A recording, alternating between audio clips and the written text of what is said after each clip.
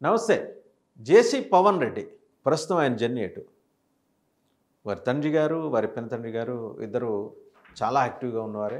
ఇంకా వారి పినతండ్రి అయితే రకరకాల వ్యాఖ్యానాలతోటి, సంచలనమైన కామెంట్స్ తోటి ఎప్పుడూ ఆయన ఫుల్ స్కేల్‌లో ఆయన యాక్టివ్‌గా ఉంటూ వస్తున్నారనమాట.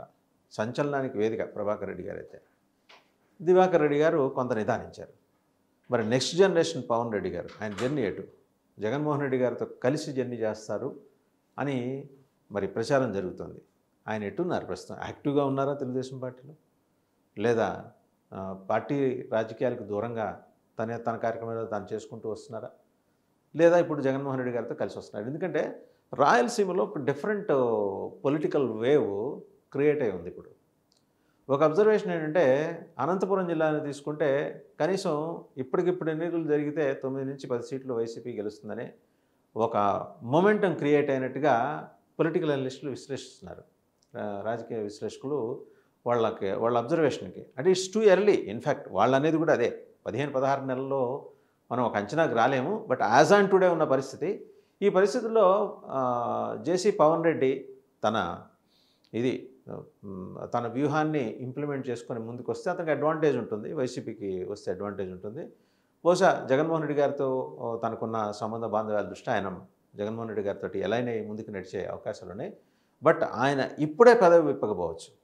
ఎందుకంటే మనం గమనించుంటే జేసీ ప్రభాకర్ రెడ్డి గారు ఈ మధ్యకాలంలో చేసిన కామెంట్స్, ఆయన 2-3 సందర్భాల్లో జగన్మోహన్ రెడ్డి గారి వ్యవహార శైలి గురించి ప్రస్తావన చేస్తూ నీకన్నా అతనే నయం అని చెప్పేసి తెలుగుదేశం అదే కూటమి ప్రభుత్వం కన్నా కూడా అతను తీసుకున్న పద్ధతి 2-3 సందర్భాల్లో 2-3 అంశాల వారీగా ప్రస్తావన చేశారు.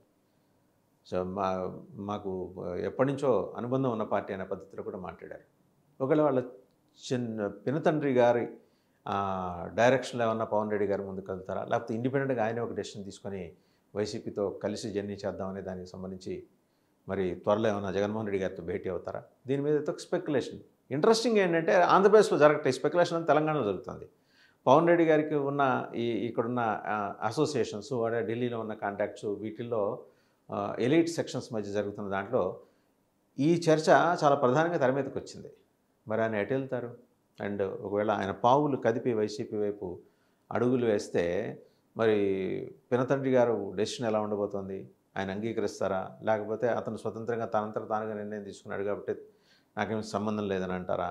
అండ్ వైసీపీలో మరి అంతర్గతంగా ఉన్న రకరకాల గ్రూప్స్ అండ్ ఒపీనియన్ లీడర్స్ ఎలా రెస్పాండ్ అవుతారు? టీడీపీ ఎలా రెస్పాండ్ అవుతుంది? ఇవన్నీ కూడా ఇక్కడ అనంతపురం టౌన్లో చూస్తే టీడీపీ గ్రాఫ్ అంత ఆశాజనకంగా అయితే లేదు. అర్బన్ ఎమ్మెల్యే దగ్గుబాటి ప్రసాద్ గారు మరి వారి మీద ఉన్న వ్యతిరేకత అండ్ ఓవరాల్గా ఏంటంటే ఒక నిష్క్రియాపరత్వం టీడీపీలో చోటు చేసుకుంది. ఇది అడ్వాంటేజ్ అవుతుంది వైసీపీ కనుక పవన్ రెడ్డి గారు లాంటి వాళ్ళకి ఇక్కడ లీడ్ ఇస్తే అడ్వాంటేజెస్గా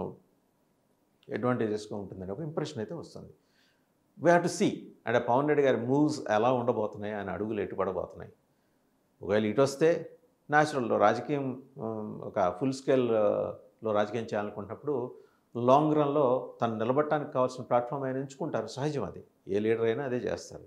యువకుడు కాబట్టి ఆయనకి ఇంకా పర్ఫెక్ట్గా దాని మీద దృష్టి పెడతారు.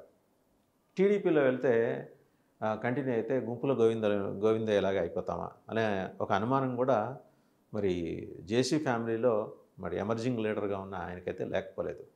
చూడాలి అంటే పవన్ రెడ్డి గారు ఎటువంటి నిర్ణయం తీసుకుంటారా, జగన్మోహన్ రెడ్డి గారు తో కలిసి ఎలైన్ అయ్యి ముందుకెళ్ళటానికి ఉన్న ప్రాస్పెక్ట్స్ అన్నీ ఆయన చెక్ చేసుకుంటున్నారా ఏంటి అనేది మరి కొద్ది రోజుల్లో తెలుస్తుంది.